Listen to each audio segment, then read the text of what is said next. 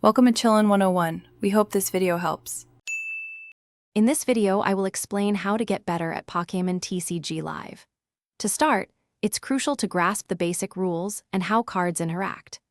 Don't try to learn every deck at once. Instead, pick one or two strong, established archetypes and truly understand their win conditions. This focused approach helps you recognize important card synergies and develop a consistent game plan, setting a solid foundation for your journey to becoming a better player. Building a strong deck is paramount for success. A good rule of thumb is to include 8 to 12 energy cards to ensure consistent attacks. Always run 4 copies of your most critical Pokémon and trainer cards to maximize your chances of drawing them.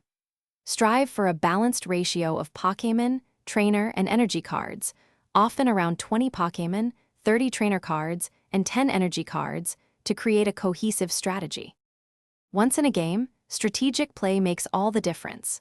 Focus on establishing your main attackers early in the game to apply pressure. Resource management is key. Use your supporter cards wisely, often only one per turn, to draw cards or search your deck. Always try to predict your opponent's next moves and formulate a plan for your next 2 or 3 turns, adapting as the game unfolds. Consistent practice is essential for continuous improvement. Play many games against a variety of opponents to expose yourself to different strategies and deck types. Watching professional players on streaming platforms can reveal advanced tactics and card interactions you might not have considered. Finally, take time to review your own matches, noting both your successes and your misplays to refine your skills over time. Thanks for watching. Consider subscribing if we helped you.